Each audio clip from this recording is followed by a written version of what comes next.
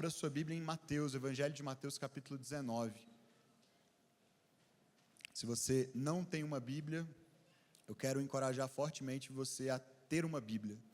Se você não tem condições de adquirir uma, nos procure, nós vamos te ajudar, te presentear com uma Bíblia. Mas se você tem uma Bíblia, tenha o hábito de trazê-la, se possível, para a igreja, e principalmente o hábito de lê-la durante a semana, não só aos domingos. Mas familiarize-se com a história da Escritura, leia a Bíblia, tenha o hábito de ler e meditar na palavra do Senhor, se possível, diariamente. Isso é fundamental para a nossa formação como discípulos. Nós vamos ler, queridos, de início, e vamos meditar em alguns outros textos hoje também, o Evangelho de Mateus, no capítulo 19, do verso 4 ao verso 6. Diz assim a palavra: Ele, Jesus, respondeu: Vocês não leram que, no princípio, o Criador os fez homem e mulher, e disse: Por essa razão, o homem deixará pai e mãe, e se unirá à sua mulher, e os dois se tornarão uma só carne. Assim, eles já não são dois, mas sim uma só carne. Portanto, o que Deus uniu, ninguém o separe. Amém. Você pode se assentar. Nós estamos no último mês desse primeiro trimestre de 2026 e último mês, portanto, da primeira série de mensagens do ano, a série Recriados. Se você está chegando agora, essa é a parte 9 da série mais longa que a gente já fez nessa igreja. Serão ao todo 13 mensagens nessa série, iremos até o fim do mês. Março é um mês de 5 domingos, e nestes 5 domingos de março, o nosso assunto específico, dentro ainda dessa série, sobre identidade, o nosso assunto do mês de março será a relação entre identidade e sexualidade. E essa mensagem de hoje introduz esse tema, a gente vai destrinchá-lo ao longo do mês todo. Eu quero já fazer alguns combinados com você para a nossa boa convivência nesse mês, tá bom? Mas, para te situar, se você está chegando agora, e obviamente eu não consigo recapitular 8 mensagens, não tenho tempo para fazer isso, eu quero te encorajar a ir lá no podcast ou no canal do YouTube da igreja e rever ou ver, né, se você não viu, ouvir essas mensagens, porque todas elas são importantes, são pré-requisitos para a gente entender bem de onde a gente está partindo e a conversa que a gente vai ter ao longo desse mês. Então faça isso, por favor, você pode maratoná-las lá. Mas, de forma geral, ao longo desse trimestre, o que nós temos feito é buscado compreender como é que Deus nos criou à sua imagem, o que significa termos sido criados à imagem de Deus, o que significa termos tido essa imagem afetada e distorcida pela queda, pelo pecado, e como em Cristo agora, para aqueles que estão em Cristo, para aqueles que colocaram sua fé em Jesus e nasceram de novo, nós estamos sendo refeitos, recriados, como essa imagem de Deus está sendo redimida, restaurada em nós, de modo que nós possamos então espelhar, refletir o caráter de Jesus para o mundo, cumprir a nossa missão de dominar, de reinar, de governar sobre a criação com Deus, da maneira como Ele planejou desde o princípio. E nas primeiras mensagens, especialmente desse trimestre, nós conversamos bastante a respeito de uma obra de um autor chamado Carl Trueman, o livro Ascensão e Triunfo do Self Moderno, e nós vimos como na nossa cultura hoje domina essa ideia de que a identidade é uma coisa que eu mesmo construo para mim, olhando para o meu próprio interior, né? O livro dele, eu já mencionei isso, quero resgatar com você, porque toca nesse assunto de sexualidade que nós vamos começar a trabalhar hoje, mas a introdução do livro dele começa já assim, ele explica a origem do livro, ele diz: as origens deste livro estão na minha curiosidade sobre como e por que uma declaração em particular passou a ser considerada coerente e significativa. Que declaração é essa? Eu sou uma mulher presa no corpo de um homem. Então, o que ele está dizendo a partir dessa declaração, que na verdade é só um exemplo de como hoje a nossa cultura funciona e se relaciona com esse tema da identidade e da sexualidade, ele decidiu investigar de que maneira um processo histórico, social, psicológico aconteceu, filosófico aconteceu, até que a gente chegasse nessa condição em que nós estamos enquanto sociedade, enquanto cultura hoje. Uma ideia, né, explícita aqui nessa frase que ele cita, que talvez 2 ou 3 gerações atrás soaria incompreensível quase, né, para alguém que a ouvisse. Hoje, não apenas a gente compreende com tranquilidade o que alguém quer dizer quando diz eu sou uma mulher presa num corpo de um homem. Na verdade, o mero questionamento dessa ideia ou da sua precisão leva uma pessoa a ser considerada talvez como imoral, estúpida ou alguém que é dotado de algum tipo de fobia, né? E veja, aqui de novo, como eu mencionei na primeira vez que eu citei essa passagem desse livro, ainda não estou entrando no mérito da questão, nós estamos apenas situando a questão, entendendo do que é que nós estamos falando quando falamos de identidade na cultura, no momento cultural em que nos encontramos. Na sequência, então, do livro, o Carl Trueman busca definir o que é esse self moderno, como ele se desenvolveu para chegar na forma que ele tem hoje, que é a identidade como algo que decorre de um foco na interioridade ou na vida psicológica interior. Ele diz assim, para o self moderno, o que importa é a priorização da psicologia interna do indivíduo. Podemos até dizer seus sentimentos ou intuições, para nosso senso de quem somos e qual é o propósito de nossas vidas. Ou seja, se anteriormente a identidade era algo que era encontrado olhando para fora de si, olhando para Deus em primeiro lugar, olhando para a família, olhando para a vida em comunidade, olhando para papéis que precisavam ser desempenhados a partir de quem você era. Hoje a identidade é algo que eu encontro olhando para dentro, buscando dentro de mim, nos meus sentimentos, nas minhas intuições, nos meus desejos, nas minhas vontades, descobrir e expressar e construir quem eu quero ser, né? Então, por que eu estou fazendo essa recapitulação? Porque ela é muito importante para novamente a gente se situar nessa conversa e, especialmente você que está chegando agora, entender de onde nós estamos partindo para ter as conversas que teremos neste mês. Como eu disse, neste mês a gente vai focar nessa relação entre identidade e sexualidade. É uma relação complexa hoje porque, especialmente depois de Freud e de alguns outros pensadores, parece que a sexualidade dominou a identidade. Então, qualquer conversa sobre identidade hoje é muito difícil de acontecer fora do âmbito, do aspecto da sexualidade, praticamente monopolizando a conversa. O que eu quero dizer com isso? Que quando se fala de identidade hoje, quase que automaticamente a gente já pensa em sexualidade, como se a sexualidade fosse tudo que nos define, fosse a nossa identidade por completo. Como se, na essência de quem ele é, o ser humano, antes de qualquer outra coisa, fosse um ser sexual. E a maneira, então, como ele se identifica sexualmente, é a maneira como ele se identifica totalmente, percebe? E essa talvez, quase que, o senso comum dos nossos tempos, dos nossos dias, e a gente vai tentar investigar se é assim também que a Bíblia trata a identidade e a sexualidade humana. Mas o fato é que, nesse assunto de sexualidade é onde essas características do self moderno provavelmente ficam mais evidentes, não é mesmo? Esse olhar voltado para o interior, para a psicologia interna do indivíduo e que então é expressado, comunicado na identidade que ele apresenta para o mundo. Na sexualidade, a gente tem visto essa grande confusão, essa redução da identidade humana a uma determinada compreensão contemporânea do que é a sexualidade. E isso representa muito bem essa virada do self para dentro, né? Do indivíduo para dentro de si mesmo. Então, nosso desafio, queridos, nesse mês é enorme. É um desafio de tentar compreender de que maneira isso se alinha ou se contrapõe ao que Jesus e as Escrituras nos ensinam e nos demonstram sobre o design e o propósito de Deus ao nos criar e ao nos conferir sexualidade como um aspecto da nossa identidade.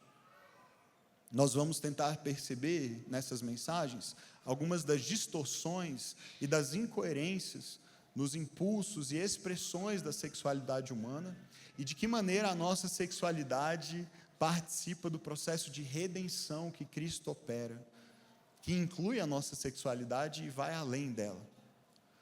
E eu quero já começar dizendo o seguinte, que ser recriado em Jesus, que é o que tem sido o objeto da nossa conversa em todo esse trimestre, ser recriado em Jesus, faz com que o centro organizador da identidade desse discípulo não se encontre em sua sexualidade, mas em sua união com Cristo. Eu sei que isso parece um pouco complexo, mas de forma mais simples, o que essa ideia quer dizer, quer comunicar, é que uma vez que você está em Cristo, e você é unido a Cristo, por meio da fé, do novo nascimento, do Espírito Santo, que passa a habitar o seu coração, dessa obra de regeneração, de novo nascimento que Ele opera em nós, uma vez que você está em Cristo Jesus, o centro da sua vida, aquilo em torno do qual tudo o mais será organizado e reorganizado, não é a sua sexualidade, mas é o fato de você pertencer a Jesus, ser uma nova criação, estar unido com Deus por meio de Cristo, ter experimentado essa obra de salvação, de regeneração, de novo nascimento na sua vida, e agora como filho de Deus, ou como filha de Deus, como parte da família de Deus, da qual Jesus é o primogênito entre muitos irmãos, você agora está aprendendo a reorganizar, e eu também, aprendendo a reorganizar toda a nossa vida, inclusive a maneira como nós expressamos e percebemos a nossa própria sexualidade, a partir desse novo centro organizador. Faz sentido? Amém? Isso é muito importante, queridos. Nós somos mais do que a nossa sexualidade. Seja qual for a maneira como nós nos identificamos ou expressamos, as atrações e os desejos e as tentações que nós tenhamos de enfrentar, nós somos mais do que a nossa sexualidade. Ela é muito importante, ela é parte importante do design de Deus para nós, nós veremos isso hoje, mas ela não é toda a nossa identidade, e nós não somos reféns dela. Então, por que é importante falar disso? Eu já quero, como eu disse, eu preciso fazer alguns combinados com vocês, algumas regras de boa convivência para esse mês, tá bom? Eu quero já adiantar, queridos, que essas mensagens serão extremamente inadequadas. Por mais que a gente se esforce, por mais que eu e os demais pastores nos empenhemos, e estamos nos empenhando, e estudando, e lendo, e conversando, e debatendo, e alinhando nossos próprios pensamentos e posicionamentos acerca desses assuntos, por maior que seja o nosso esforço e nosso empenho aqui, essas mensagens não serão totalmente exaustivas num tema tão complexo, num assunto tão difícil e tão multifacetado. Não dá para, em 5 mensagens, a gente tratar de absolutamente tudo o que diz respeito à sexualidade humana e a esse tema mesmo dentro da Escritura. Não conseguiremos expor todos os textos, falar de todos os assuntos e nem de todas as nuances. Até por isso, eu quero recomendar para vocês uma outra série de mensagens, não é da nossa igreja, mas uma série de mensagens muito mais longa e completa do que a gente vai poder fazer nesse mês, a série Deus, Sexo e Família, lá da Igreja Esperança de Belo Horizonte, pastoreado pelo pastor Guilherme de Carvalho, Igor Miguel, outros pastores, amigos nossos, queridos irmãos nossos, envolvidos lá com o Labri, com a Academia Brasileira de Cristãos na Ciência. Eles são teólogos assim de primeira prateleira, e eles fizeram uma série de 20 e tantas mensagens sobre esse assunto, chamada Deus, Sexo e Família. Se não me engano, são 27 mensagens, 28 mensagens. O Alex assistiu todas. Não, estou brincando, não sei se assistiu todas. Assistiu todas, as 28? Eu não assisti todas ainda, mas é uma série excelente, excelente. E se você procurar no YouTube Deus, Sexo e Família, ou Igreja Esperança, você vai encontrar. Eu recomendo, se você quer realmente se aprofundar nesse assunto e ter uma abordagem bem ampla e bem exaustiva, vai lá. A gente vai fazer o nosso melhor em 5 semanas aqui, tá bom? Mas essa série, inclusive, vai usar bastante as referências deles, citá-los bastante, não apenas o pastor Guilherme de Carvalho, mas outros também que têm estudado e se aprofundado nesse tema tão complexo. Além disso, eu quero também recomendar para vocês um documento, e a gente tem um QR Code aí para você conseguir acessá-lo. Esse documento chama-se 12 artigos sobre fé e sexualidade. Esse foi um documento produzido pela Aliança Evangélica Brasileira. Eu estive na reunião no ano passado da Aliança, em que esse documento foi apresentado, debatido, depois ele passou por uma revisão antes de ser aprovado, mas esse é um documento oficial dos evangélicos brasileiros no que diz respeito à sexualidade. E ele é um documento bem completo. Ele foi elaborado por uma comissão dentro da Aliança Evangélica, liderada pelo próprio Guilherme de Carvalho, mas pastor David Heiker, pastor Davi Lago, Andréa Vargas e outros que têm, o pastor Pedro Dutti, aqui de Goiânia, outros que têm se dedicado a escrever e pesquisar sobre esse tema de sexualidade, compuseram esse comitê, redigiram esse documento, ele foi aprovado. E por que eu faço questão de mencionar, encorajar você a ler e estudar sobre isso? É porque essa não é uma série de mensagens para você conhecer o posicionamento do Pedro, ou do Alex, ou do Dinato, ou da Igreja Vértice sobre esse assunto, tá bom?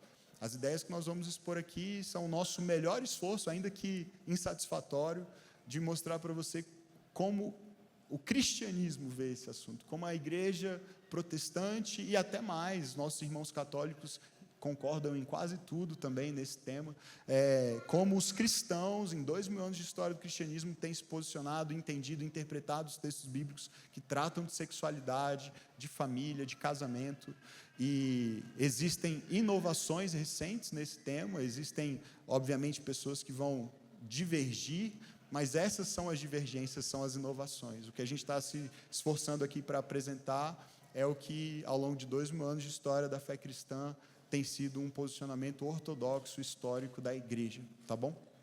Então, leia os artigos, a gente vai citar bastante esse documento já hoje e nas mensagens seguintes. Esse documento é acompanhado de uma justificativa de 18 páginas. Você pode encontrá-la também no site da Aliança Evangélica, não nesse QR Code, e eu vou também citar bastante essa justificativa, o porquê é importante que nós, como cristãos evangélicos no Brasil, no ano de 2026, pensemos sobre esse assunto. Eu queria começar com alguns argumentos para isso. O primeiro deles, por que esse assunto é tão importante para que a gente pense e fale a respeito, é que nós vivemos uma fé encarnada. Em primeiro lugar, nós vivemos uma fé encarnada. Nós, queridos, nós vivemos a nossa fé num corpo, não fora dele. Nós não vivemos a nossa espiritualidade abstratamente, como se o nosso espírito fosse um ser, uma entidade à parte do nosso corpo. Nós vivemos a nossa fé em Jesus, nós nos relacionamos com Deus no corpo, neste corpo, no corpo que eu tenho, no corpo que você tem.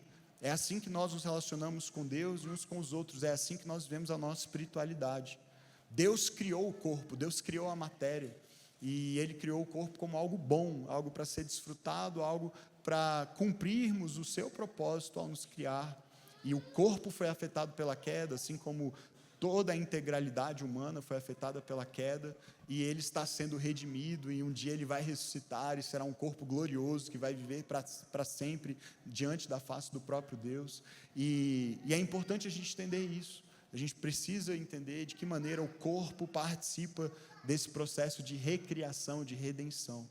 O documento, na sua justificativa, diz: o Evangelho da Graça não se projeta no mundo sem corpo, e a sua corporificação material e visível sempre é uma criatura renovada por sua presença. A presença do Evangelho na vida de alguém transforma o corpo e se manifesta nesse corpo material visível que cada um de nós tem e que foi dado por Deus para nós. A nossa fé é uma fé encarnada, então falar de sexualidade, entender a sexualidade à luz da Escritura é importante para vivermos a nossa fé. Em segundo lugar, há uma urgência pastoral enorme nesse assunto, uma urgência pastoral. O documento também diz na sua justificativa: a questão sexual é dramaticamente urgente para crianças abusadas, para adolescentes sem beleza e ignorados, para jovens e adultos viciados em pornografia, para casais sem vida sexual, para casais adúlteros, para indivíduos envolvidos com prostituição e infidelidade, para pastores com casos extraconjugais, para membros de igreja que praticam a homossexualidade em segredo, para pessoas apaixonadas e não correspondidas, para crentes não celibatários que sobraram e sofrem com a solidão, e para inúmeras variações desses temas. Há inúmeros casos que a gente poderia relacionar aqui, listar, de situações pastorais cotidianas que acontecem no âmbito da comunidade cristã, da Igreja de Jesus, todas elas de alguma maneira tocando o tema da sexualidade e que envolvem uma sensibilidade, ou requerem, melhor, uma sensibilidade pastoral enorme. E não tem como a gente ignorar simplesmente esse assunto, não tratar dele, fingir que ele não importa. Todos nós, de alguma maneira, somos tocados por essas situações envolvendo a nossa própria sexualidade e a das pessoas à nossa volta. Precisamos falar sobre isso. Terceiro lugar, e aí já toca um pouco mais a nossa série aqui sobre identidade, a promessa da revolução sexual mostrou-se falsa. A promessa da revolução sexual mostrou-se falsa. O que isso significa? O documento também diz: essa revolução sexual moderna ofereceu a liberação sexual como uma promessa de saúde mental. As pessoas sofrem de ansiedade, depressão e outras coisas porque são reprimidas sexualmente. Era uma das ideias dominantes e que motivou essa liberação, essa revolução sexual nas últimas décadas. Então era uma promessa de saúde mental, de maturidade pessoal, de comunhão humana, que evidentemente não se realizou. As pessoas estão mais doentes e mais ansiosas do que nunca hoje, mesmo com toda a liberdade nessa área. Segundo robusta evidência recente, os valores dessa revolução, na verdade, produziram menos sexo. As pessoas hoje, em média, têm menos relação sexual do que tinham no passado, e aumentaram o sofrimento emocional humano, particularmente para mulheres e crianças. Eu deveria ter dito isso antes, queridos, mas se você está com seu filho, uma criança pequena aqui, enfim, avalie, tá bom, pai responsável, se é um bom assunto para o seu filho ouvir aqui a nossa conversa. Perdão por não ter feito essa menção mais cedo. Você pode levá-los para o Ministério Infantil, ou tem uma sala ao lado aqui com a transmissão do culto também, tá bom? Por fim, em quarto lugar, é um tema fundamental de unidade cristã e coerência evangélica. Unidade cristã e coerência evangélica. Esse foi talvez o ponto que mais gerou debate lá na reunião da aliança, porque algumas pessoas diziam: esse não é um assunto fundamental, esse não é um assunto tão importante assim, e a gente vai se dividir entre os evangélicos pelas diferenças de opinião que temos, ao invés de nos unirmos. Mas o documento discorda, e eu também. Eu acho que nós não podemos pensar que é possível manter uma unidade na igreja cristã que desconsidere a santidade cristã. O credo apostólico fala de uma igreja que é católica, universal, una e santa. Nós somos unidos na santidade, no compromisso com a verdade da palavra de Deus, e não simplesmente unidos em torno de qualquer outra coisa. Aprendi com o pastor Guilherme de Carvalho que é impossível negar alguns dos ensinamentos bíblicos sobre esse assunto e continuar confessando, por exemplo, o primeiro artigo do credo apostólico: creio em Deus Pai Todo-Poderoso, Criador do céu e da terra. Porque se nós simplesmente aceitarmos alguns elementos do paradigma de gênero dominante na cultura pós-moderna, por exemplo, nós estamos claramente rejeitando a ordem criacional. Esse Deus que criou as coisas de um determinado jeito, de uma determinada maneira, seguindo uma determinada ordem. Esse é um assunto fundamental da teologia moral cristã.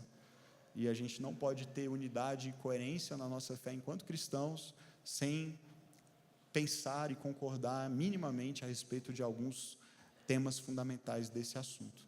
O documento diz também: retomar os princípios da fé evangélica e da ética sexual cristã constitui um passo necessário para desenganchar o tratamento espiritual e pastoral da questão sexual de suas amarras da militância político-partidária. Esse não é um tema, queridos, para nós, prioritariamente político-partidário ou ideológico. Esse é um tema de fé. Esse é um assunto da Escritura. Há um padrão moral, uma ordem criacional estabelecidos por Deus desde o princípio, e é assim que nós queremos viver. Vamos começar do começo? Respira fundo, vai, respira fundo. Eu quero começar do começo, então, porque foi assim que Jesus começou. Você reparou no texto que nós lemos no início?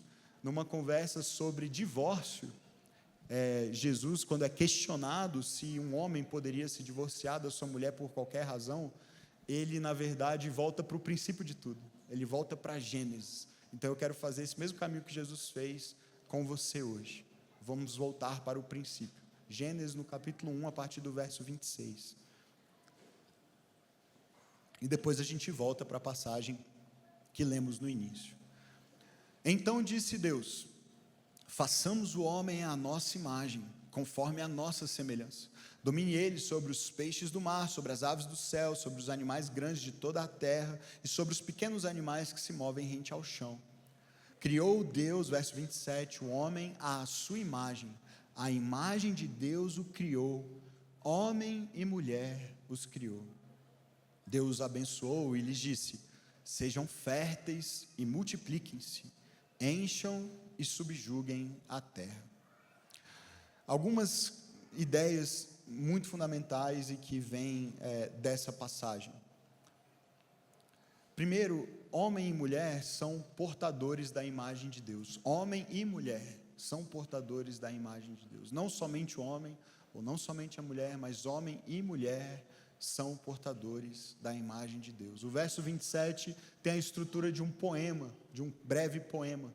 Criou Deus o homem à sua imagem, a imagem de Deus o criou, homem e mulher os criou.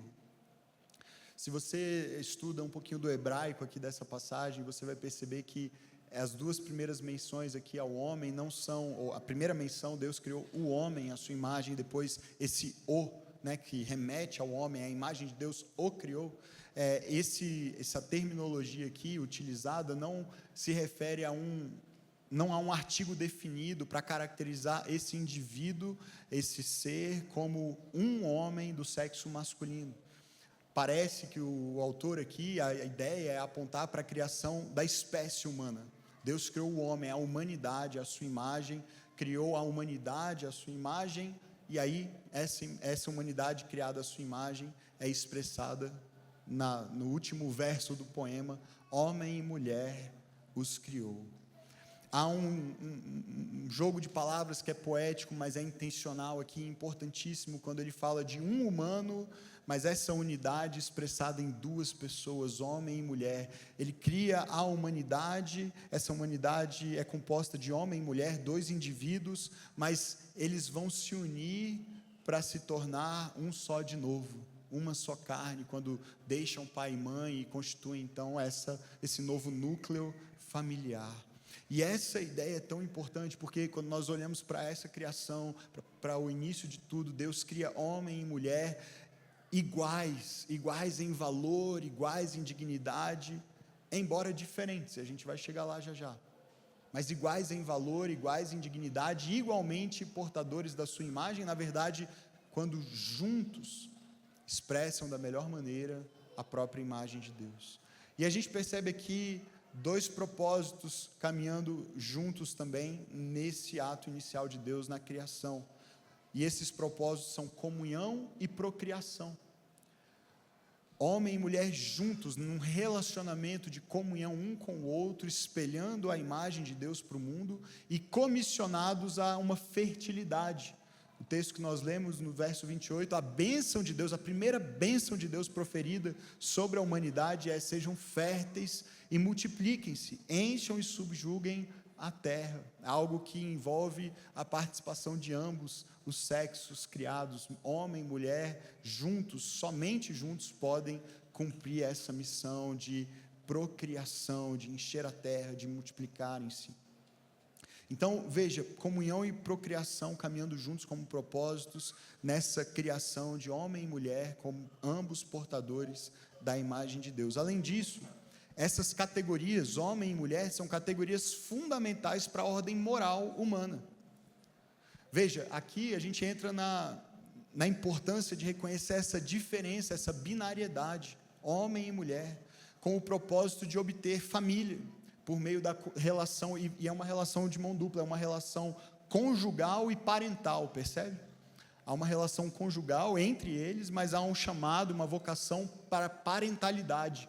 Homem será pai, a mulher será mãe, e no exercício então dessa função, comissionado pelo próprio Deus desde o princípio, a terra será preenchida, será ocupada, e homem e mulher vão poder cumprir um mandato então de reinar, de governar em nome de Deus sobre toda a ordem criada. Mas eles são criados juntos ali, homem e mulher, para cumprirem esses dois propósitos da conjugalidade e da parentalidade. O pastor Guilherme de Carvalho, então, comentando sobre isso, ele diz: a identidade sexual criacional é a base divinamente estabelecida para o cultivo dos papéis de gênero e da consciência de gênero.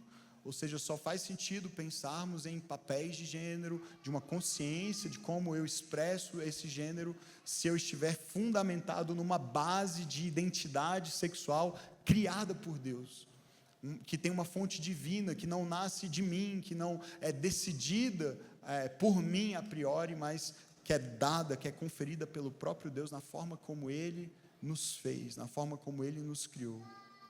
Então, se a gente pensa em todo o imaginário moral da humanidade, termos como, e aí o documento cita isso também na sua justificativa, de fato, as concepções de casamento, sexo, marido, esposa, pais, mães, geração, adoção, filhos, filhas, irmãos, irmãs, famílias e até mesmo povo, todas essas concepções essenciais no imaginário religioso e teológico bíblico, pertencem ao mesmo conjunto significante de experiências humanas básicas, de corporeidade, de sexualidade e de família.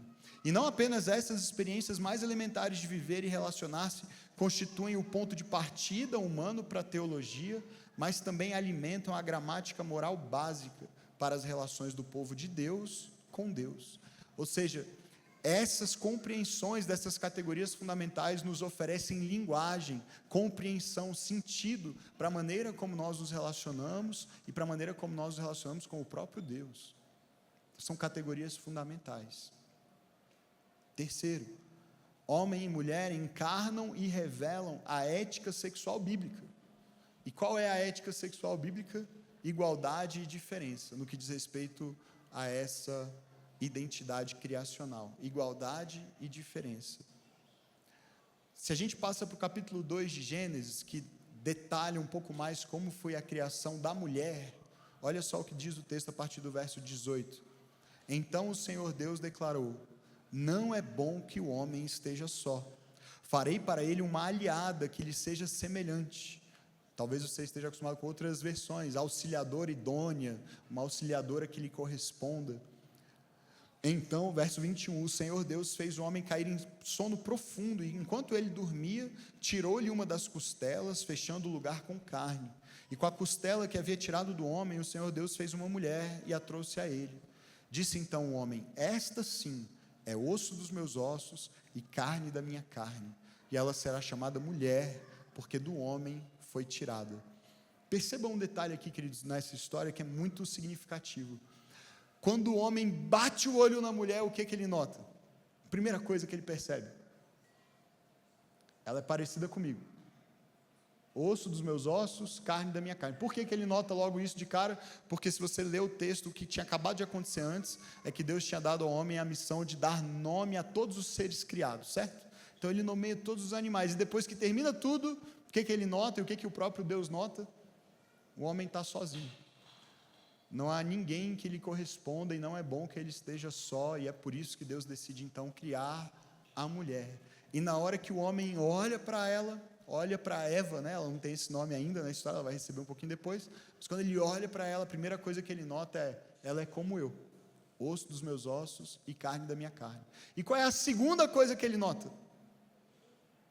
Ela é diferente de mim, porque ele diz: o nome dela vai ser mulher, não homem, porque ela foi tirada do homem, mas ela não é igual ao homem.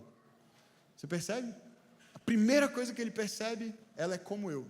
A segunda coisa que ele percebe: ela não é como eu, não exatamente. Igualdade e diferença, ambos fundamentais, queridos. Reconhecer que nós somos iguais, homens e mulheres iguais em valor e dignidade, que fomos criados pelo mesmo Deus e com o mesmo propósito de constituirmos essa unidade fundamental da vida em sociedade, que é a família, para governarmos o mundo juntamente com o próprio Deus, para nos relacionarmos com Ele, termos comunhão com Ele. Isso é fundamental, e ao mesmo tempo reconhecer a diferença que há entre os sexos também é fundamental. E isso é tão fundante para quem nós somos, que não é possível mudar isso não plenamente. É possível mudar algumas coisas, é possível mudar a superfície, é possível mudar a aparência, mas a própria capacidade de procriar não é possível. E veja, de novo eu quero citar o pastor Guilherme de Carvalho, ele diz assim: a superfície não é uma falsificação, ela existe para revelar o que está dentro. A aparência de sexo pode ser mudada, mas a mudança de sexo é uma ficção plástica e linguística. É possível mudar a aparência, mas mudar de fato não é possível. Isso, queridos, é importante agora eu fazer uma ressalva, tá bom? Isso não quer dizer que não existam pessoas que se identifiquem como transexuais, pessoas que se identifiquem com o sexo oposto ou com o gênero oposto ao do seu sexo biológico. Essas pessoas existem, o que elas sentem é real, e elas precisam ser respeitadas, ter seus direitos reconhecidos, precisam ser amadas, respeitadas como elas são. Mas essa expressão e esse propósito de mudar de sexo é uma ficção. E veja, aqui a gente entra numa conversa que é difícil, é delicada, que é a diferença entre esses termos, sexo e gênero. A gente precisa entender minimamente isso, porque sexo é biológico, certo? Enquanto gênero é uma construção social e psicológica. E existe, a gente não tem como negar o fato de que existe um aspecto de gênero que é sim socialmente construído. Existem alguns estereótipos do que é tipicamente masculino, do que é tipicamente feminino. Mas veja, os estereótipos nascem de algum lugar. E geralmente eles existem para marcar diferenças que não foram socialmente construídas. Enquanto eles próprios foram socialmente construídos, eles refletem alguma diferença que é anterior. Percebe? Então, há alguma coisa, queridos, que nós recebemos no que diz respeito à nossa sexualidade, e há então algo que nós fazemos com ela. Há uma resposta que nós damos a partir do que recebemos. Há alguma coisa que nós recebemos e algo que nós fazemos em resposta. Nós recebemos um sexo e, consequentemente, um gênero. E aí a maneira como nós vamos expressar esse gênero varia, as pessoas fazem isso de maneiras diferentes. A questão é como elas deveriam fazer, como nós deveríamos fazer, como é que nós deveríamos responder àquilo que recebemos. Porque todos nós vamos ter de escolher se nós vamos responder em obediência a Deus ou não. Se nós vamos responder de acordo com o que sentimos e para onde nos inclinamos, ou se nós responderemos em obediência a Deus, ainda que isso contrarie a maneira como nós nos sentimos. Diferentemente dos animais, o ser humano precisa tomar essa decisão conscientemente, de se harmonizar ou não a Deus. Nós temos de escolher obedecer, temos de escolher viver em consonância com a forma como Deus nos criou. Então, existem diferentes identidades de gênero, mas para o cristianismo, só existe uma direção na identidade de gênero. Só há uma direção que é abençoada por Deus para nós respondermos ao que recebemos. Para a fé cristã, outras maneiras de responder nesse assunto são tentativas humanas de construir uma identidade separada de Deus. Então veja, voltando para Gênesis 2, quando nós lemos a história da criação da mulher, nós vemos que ela é fruto da generosidade, do amor, da bondade de Deus, que vê o homem sozinho e pela primeira vez ele diz, tem alguma coisa que não é boa. Tudo o que ele havia criado até ali, ele havia dito, é bom, é bom, é bom. E pela primeira vez ele diz, não é bom, e ele diz isso acerca da condição do homem só. Não é bom que o homem esteja só. E é no verso 18, então, o Senhor disse, não é bom que o homem esteja só, eu farei para ele uma aliada que lhe seja semelhante. Por que eu escolhi essa tradução especificamente aqui? Uma aliada que lhe seja semelhante. Esse termo em hebraico é muito difícil de traduzir, algumas bíblias traduzem uma auxiliadora idônea, ou alguém que lhe corresponda, é o termo ezer, em hebraico, é um termo difícil, porque ele fala de uma contraparte, de alguém que está oposto, mas que é parecido. E é muito difícil de traduzir esse termo. É um termo que na Escritura é usado em várias passagens, quase sempre em referência a Deus, Sabia disso? Quase sempre que esse termo Ezer é usado na Bíblia, ele se refere a Deus. Vou te dar 2 exemplos só pelo tempo, aqui a gente poderia citar vários outros. No Salmo 33, verso 20, a nossa esperança está no Senhor, Ele é o nosso... Não sai daqui pelo menos aprendendo uma palavra em hebraico, se você não aprender mais nada. Ele é o nosso Ezer, Ele é o nosso auxílio, Ele é o nosso socorro, Ele é o nosso aliado, Ele é o nosso escudo. Em Oséias 13:9, você foi destruído, ó Israel, porque está contra mim, contra o seu Ezer, o seu ajudador.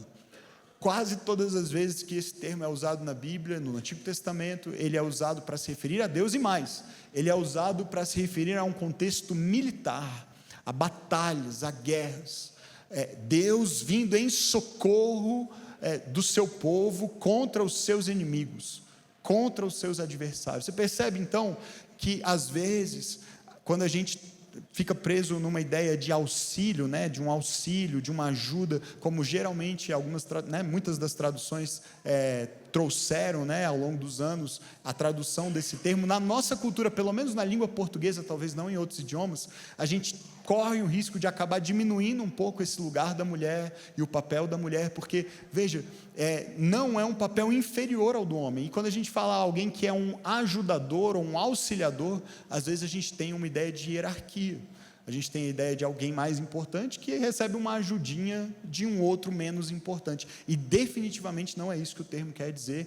Se fosse, ele jamais poderia ser aplicado a Deus. Deus não é inferior a nós, não é inferior ao seu povo, não é inferior a ninguém. E quando ele vem em socorro do seu povo, é porque sem o seu socorro, o seu povo estaria perdido, não seria capaz de vencer as batalhas. E a ideia, na verdade, se aproxima muito mais disso, que o homem sem a mulher não é capaz de cumprir a sua vocação plenamente, não é capaz de cumprir a missão dada pelo próprio Deus a ele, de reinar, de governar sobre a criação. Então, em seguida, Adão dá para a sua mulher o nome de Eva, no verso 20, Adão deu à sua mulher o nome Eva, pois ela seria mãe de todo ser vivente. Eva significa vida, e a mulher tem esse papel, essa missão, esse dom, esse privilégio dado por Deus de gerar vida dentro do seu próprio corpo, e essa é uma vocação maravilhosa, a vocação da maternidade, da geração de vida, um atributo divino que ela expressa de uma maneira singular, única, diferente do homem, que não é capaz de fazer isso. Então veja, queridos, por que é importante a gente voltar para o começo de tudo, para a forma como Deus criou tudo? Por uma razão muito simples, é porque o começo aponta para o fim. O começo aponta para o fim. O que eu quero dizer com isso? Quando eu digo o começo aponta para o fim, eu estou falando do fim como finalidade, como propósito. A maneira como Deus criou tudo no princípio aponta para a finalidade, para o telos, teleologia tem a ver com isso, com o estudo da finalidade, do propósito das coisas. Qual foi o telos, qual foi o fim, o propósito para o qual Deus nos fez, e nos fez de uma determinada maneira. Não é aleatório, e essa aleatoriedade com que a gente trata esse assunto na nossa cultura hoje não traduz esse propósito, essa finalidade específica para a qual Deus criou o homem e criou a mulher. A ordem criacional relacionada com o fim, com a restauração de todas as coisas. Como nós vimos na semana passada, a nossa identidade está enraizada onde? No futuro, não é mesmo? Nas pessoas que nós estamos nos tornando, no propósito último de Deus para nós, de nos conformar à imagem do seu Filho, de formar conosco uma grande família. É por isso, queridos, que a história bíblica começa e termina da mesma maneira. E qual é essa maneira? Com um casamento. A Bíblia começa e termina com casamento. Já parou para pensar nisso? Bem no início da história, homem e mulher, criados à imagem de Deus, iguais e diferentes, e unindo-se, formando uma só carne, para procriarem, para cumprirem a vocação da conjugalidade e da parentalidade, reinando com Deus sobre a criação, e toda a história se desenrola, e lá no fim o que a gente tem é o grande dia do das bodas, do casamento, do noivo, do cordeiro com a igreja. E o casamento, então, entre um homem e mulher, entre um homem e uma mulher, aponta para esse fim, para esse dia, para esse grande casamento de Jesus com a igreja. A união sexual no casamento é a analogia bíblica principal para descrever a relação de Deus com o seu povo. A gente vai ter uma mensagem nesse mês só sobre o sexo, a relação sexual, o ato sexual, como a Bíblia enxerga isso. Mas, queridos, é tão poderoso, tem um significado tão profundo, tão íntimo, tão místico ao mesmo tempo, que quando Deus vai lamentar a condição do seu povo, da nação de Israel, mesmo da igreja no Novo Testamento, algumas cartas utilizam essa linguagem, a linguagem para descrever o pecado da idolatria, da rebelião do povo de Deus contra o próprio Deus. A linguagem utilizada é de adultério, de imoralidade sexual, de prostituição, porque Deus se revelou como o marido do seu povo, como noivo do seu povo. E a relação entre um homem e uma mulher não tem o fim em si mesma, mas aponta para esse propósito último, para essa relação que Deus quer ter com o seu povo, com a sua igreja, com a sua noiva. Essa imagem se desenvolve nos profetas, chega ao Novo Testamento, que por sua vez vincula explicitamente a ordem sexual criacional lá de Gênesis 1, de Gênesis 2, com essa união escatológica de Deus com o seu povo no fim. Você vê, o arco narrativo bíblico, de Gênesis a Apocalipse, começa e termina com um casamento. Então veja, queridos, e aqui é um trecho pesado e duro, também da justificativa lá, dos 12 artigos, mas é importante que a gente perceba a seriedade desse assunto. O documento diz assim, na sua justificativa: nesse sentido, todo movimento contrário à ética sexual bíblica e que busca a sua desconstrução poderia ser caracterizado como um sinal do diabólico, porque nesse caso não temos a mera violação de uma regra, que é como muita gente hoje trata, né? Esse é só um posicionamento dos conservadores sobre esse assunto, ou posicionamento do pessoal da direita sobre esse assunto, ou da esquerda. Não, a gente não está falando disso, a gente não está falando de como um partido político, ou uma vertente política, ou mesmo uma mera tradição teológica interpreta esse assunto. A gente está falando da ordem criacional, de como Deus criou as coisas no princípio. Então, não é meramente a violação de uma regra de moral e costumes, mas é uma tentativa de dissolução da própria ordem criada. E essa é sempre a marca do demoníaco. Para além da mera ilusão transgressora que deseja existir de modo autônomo e que se chama pecado, a vontade mentirosa que engana com o fim de destruir a própria existência e desmanchar a criação divina. Porque quando você elimina essas categorias fundamentais, a igualdade e a diferença da maneira como Deus estabeleceu, você está destruindo ou colocando em xeque toda a ordem criada e consequentemente o funcionamento dela da maneira como Deus estabeleceu, da maneira como Deus propôs. Então todo movimento que deturpa, que distorce a ordem criacional, nesse sentido é maligno, porque distorce o telos, a finalidade última para a qual Deus fez as coisas da maneira como fez. E aí finalmente a gente pode voltar para o texto que a gente leu no começo, Mateus 19.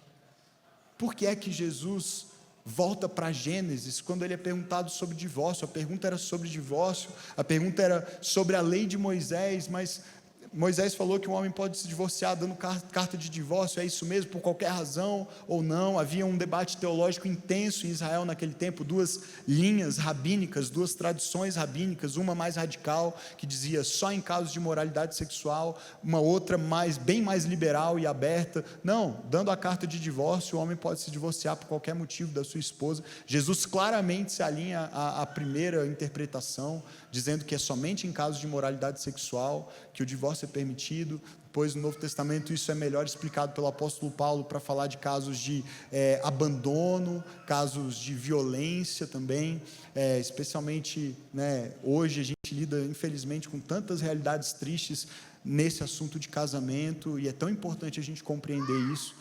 Mas veja, queridos, Jesus tira o foco da pergunta.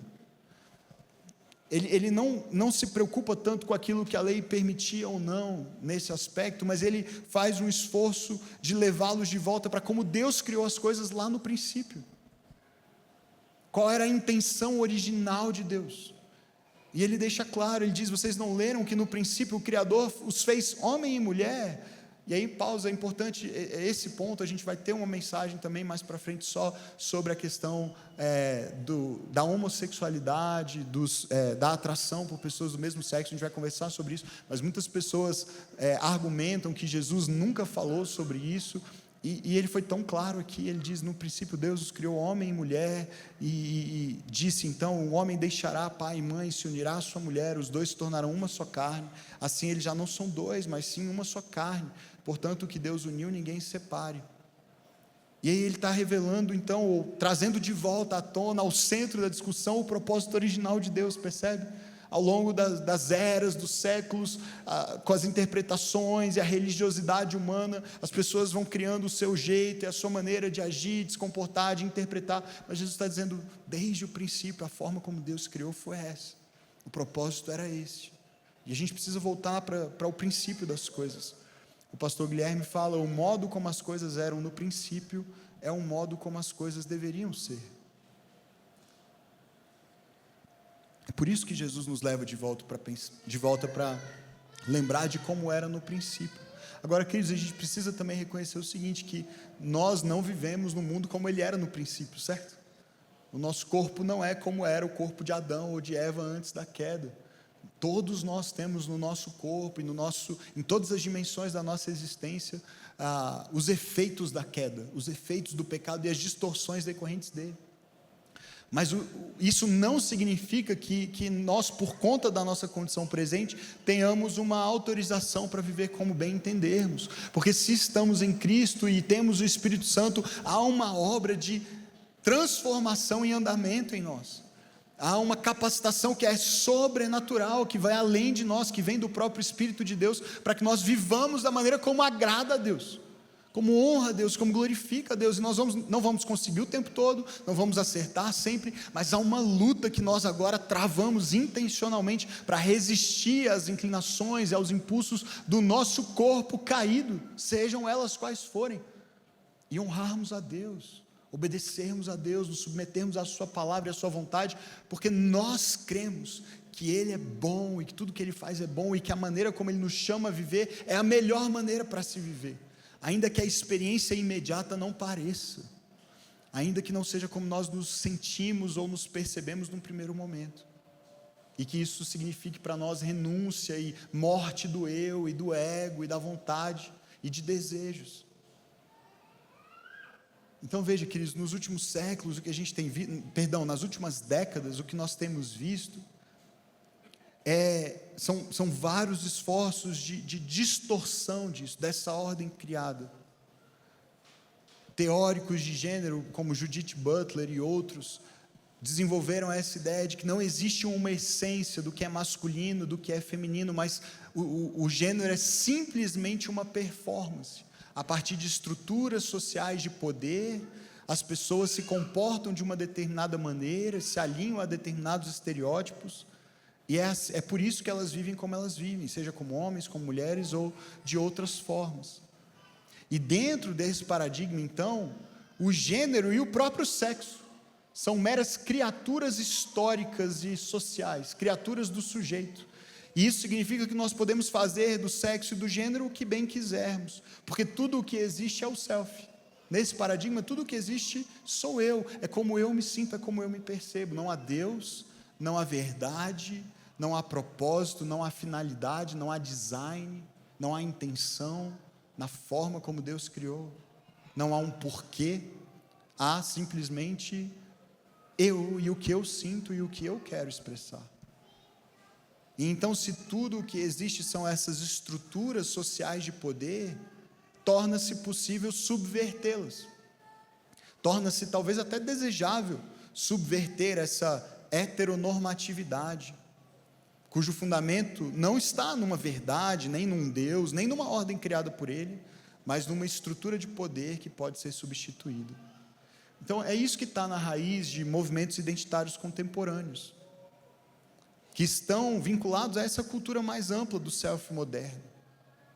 E é por isso que nós precisamos dizer, queridos, existe sim uma ideologia de gênero, um paradigma, uma maneira de interpretar as coisas alinhada a essa cultura do self, essa identidade focada no self. E é curioso, porque algumas das raízes disso não apontavam para isso, não tinham isso como intenção. Se você vai na origem, por exemplo, do movimento feminista, os pleitos eram tão legítimos, as mulheres buscando direito de voto, buscando igualdade salarial, direitos fundamentais, pleitos legítimos, necessários. Mas isso foi sendo cooptado e mudado e alterado ao longo do tempo para chegar nessa caracterização do gênero como uma mera performance social, para chegar depois numa separação completa entre, por exemplo, feminilidade e estrutura biológica feminina, ou masculinidade e a estrutura biológica masculina. Há um ponto tal que hoje a identidade é incorpórea. A identidade é incorpórea. Não há nenhuma relação entre essa identidade sexual, essa identidade de gênero e a biologia, dentro desse paradigma.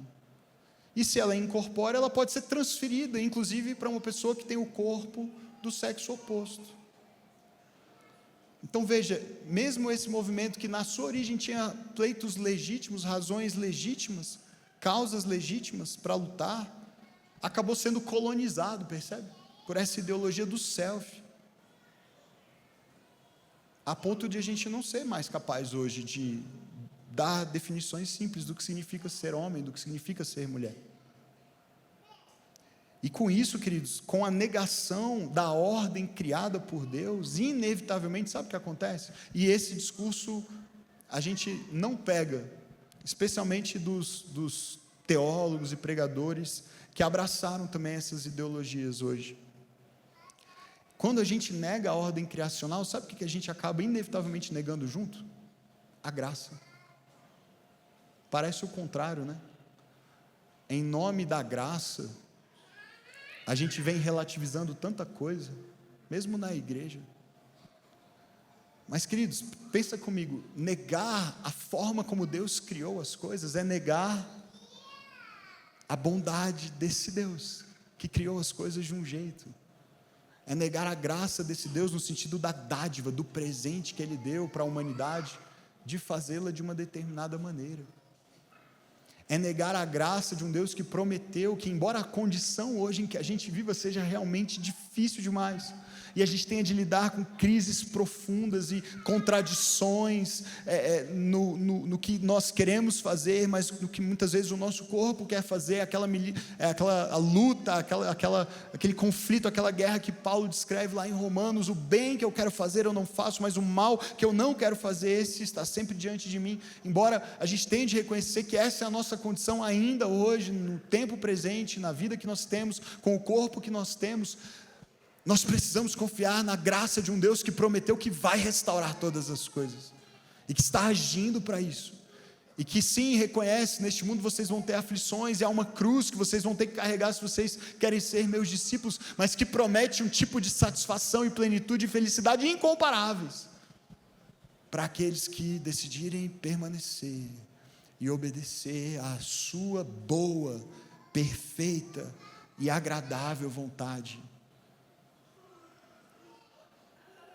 E talvez então hoje, dentro dessa cultura em que nós estamos e da maneira como temos expressado identidade sexual, essa seja a maior evidência da rebelião da humanidade e da nossa cultura contra o Criador. Porque a premissa fundamental é: eu posso ser quem eu quiser. Eu posso ser quem eu quiser. Eu posso viver como eu quiser, independentemente do que Deus pensa a respeito disso, independentemente do que Ele diz a respeito disso.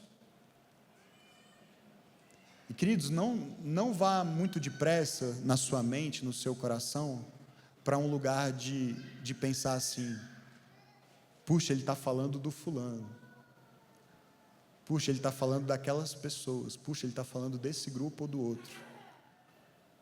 Eu queria muito, queridos, que a gente terminasse pensando, cada um de nós, em si mesmo. Porque, queridos, essas coisas têm implicações para todos nós. Elas têm implicações para o casamento, para aqueles que são casados. Elas têm implicações para a vida de solteiro, para quem é solteiro. Elas têm implicações para a intimidade sexual. Elas têm implicações para pessoas que têm atração por pessoas do mesmo sexo. Elas têm implicações para pessoas que têm atração por pessoas do sexo oposto, ou que têm atração por ambos. Elas têm implicações para todos nós. E como eu disse, a gente não vai esgotar o assunto plenamente em um mês, muito menos hoje. Aguarde as cenas dos próximos capítulos. Mas eu queria muito concluir com uma palavra de esperança para todos nós. Seja como for a sua vida hoje, a maneira como você lida com esses assuntos, talvez você esteja com raiva de mim agora, talvez você esteja com vontade de aplaudir, talvez essa seja a postura mais perigosa do que a de quem está com raiva, honestamente. Eu queria terminar dizendo que há esperança para todos nós, todos nós. E presta muita atenção no que eu vou dizer agora. A esperança que há para mim e para você não é que, vindo para Jesus, andando com Jesus, orando mais a Jesus, vindo para a igreja, sendo dessa igreja, acreditando ou não acreditando nas coisas que eu falei, interpretando ou não esses textos assim, a esperança não é que os seus impulsos sexuais vão mudar. Essa não é a maior esperança. Eles podem? É claro que pode, Deus pode qualquer coisa.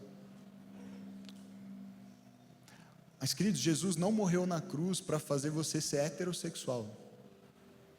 Jesus morreu na cruz para te dar vitória sobre a morte e sobre o pecado, para que, com as lutas e aflições que você sente no seu corpo hoje, aqui na terra, você o ame acima de si mesmo, e viva para Ele, e morra para si mesmo, e o glorifique, e o exalte, seja você na condição de casado, seja você na condição de solteiro, seja na condição em que você está hoje, talvez divorciado, viúvo, jovem, adulto, tendo talvez na sua história traumas em relação a abusos que cometeram contra você, terríveis, e uma dificuldade enorme de sequer pensar em um relacionamento ou num tipo de relacionamento específico por conta de algo que fizeram com você, independentemente da sua condição atual, da história que você viveu no seu passado. Há uma esperança para mim e para você em Jesus, de um tipo de vida que é plena e cuja plenitude não está na quantidade de sexo que a gente vai fazer, seja muito ou seja nenhum. Não está num casamento ou na falta dele, mas está num relacionamento de união com o próprio Deus, por meio de Cristo, e na plenitude que a gente experimenta e um dia experimentará sem limitações, sem restrições, por toda a eternidade. Tem um livro muito interessante, de uma autora chamada Jackie Hill Perry.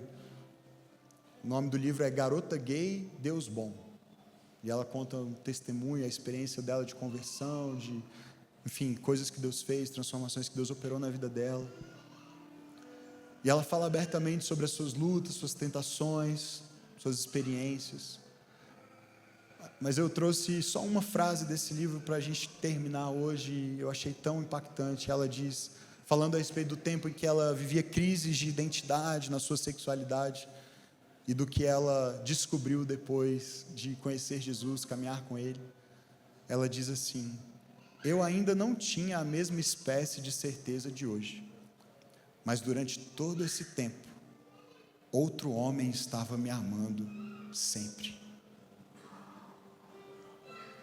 Eu ainda não tinha a certeza que eu tenho hoje, as convicções que eu tenho hoje, a compreensão que eu tenho hoje, a maturidade que eu tenho hoje, os fundamentos que eu tenho hoje.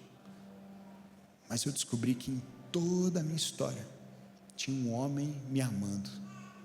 O nome desse homem é Jesus. Ele ama você, e Ele trouxe você aqui hoje, talvez porque tem algo que Ele quer fazer na sua vida.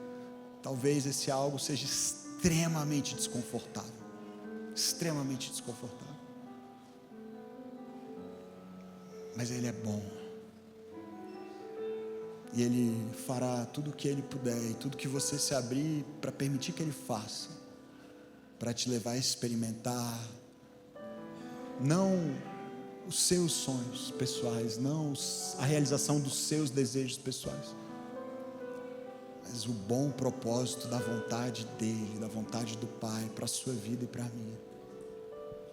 Então eu quero orar por você. Feche os seus olhos.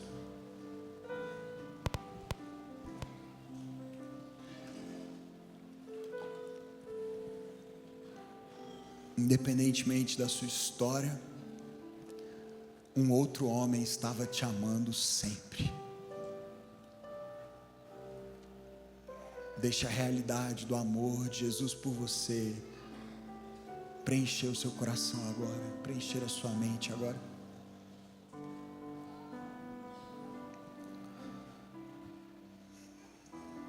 Pai querido, esse é um assunto tão difícil, é tão complexo. Eu quero começar já confessando diante do Senhor e dos meus irmãos a minha incapacidade, Senhor, provavelmente de ser claro o bastante. Tem tanta coisa que eu ainda não entendo, Senhor, coisas que eu não experimento, e às vezes é difícil também me colocar no lugar de outros irmãos e irmãs que vivem experiências diferentes da minha, que têm histórias diferentes da minha. Senhor, nossa esperança não está na nossa própria capacidade de entender tudo perfeitamente. Nossa esperança não está na nossa capacidade de viver perfeitamente. A nossa esperança está naquele que viveu essa vida perfeita em nosso favor e levou sobre si as consequências dos nossos pecados, para que hoje, na condição em que nos encontramos, nós pudéssemos ser teus filhos. Obrigado porque na tua infinita bondade, graça, misericórdia, o Senhor não nos deixa da mesma forma como nos encontra. O Senhor nos convida a uma jornada de formação, de transformação. E Deus, obrigado porque o Senhor está empenhado em cumprir os teus bons propósitos na nossa vida. Então, nessa manhã, Pai, toca cada coração, a começar do meu.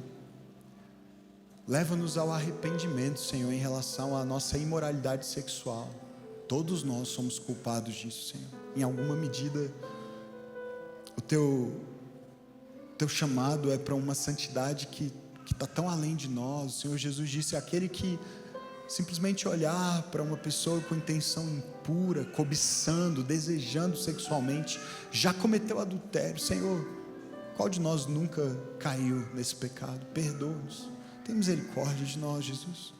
Conhecemos nossa falha, nosso pecado, nossa incapacidade de viver do jeito que o Senhor nos chamou para viver, mas nós também queremos te louvar, porque em todo o tempo um outro homem esteve nos amando. Obrigado, Jesus. Obrigado, Jesus, pelo teu amor. Obrigado pela tua bondade, pela tua graça que nos trouxe até aqui e continua nos convidando a mudar, continua nos convidando a crescer, continua nos convidando a obedecer e a confiar.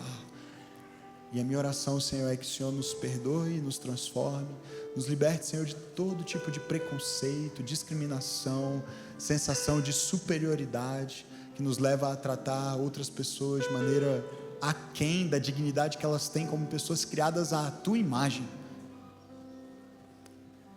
Mas também não permita, Senhor, ao mesmo tempo, que nós sejamos paralisados pelo medo do que vão pensar de nós, das consequências que teremos de lidar, ao agirmos em consonância com aquilo que a tua palavra nos pede, mesmo quando é difícil, mesmo quando é desconfortável. Recebe a nossa gratidão, a nossa adoração nessa manhã, em nome de Jesus. Amém. Amém. Você pode se colocar de pé, queridos? Eu quero recomendar uma prática para a sua semana, e na sequência nós vamos participar da ceia do Senhor. A prática é muito simples, mas talvez extremamente desconfortável, tá bom?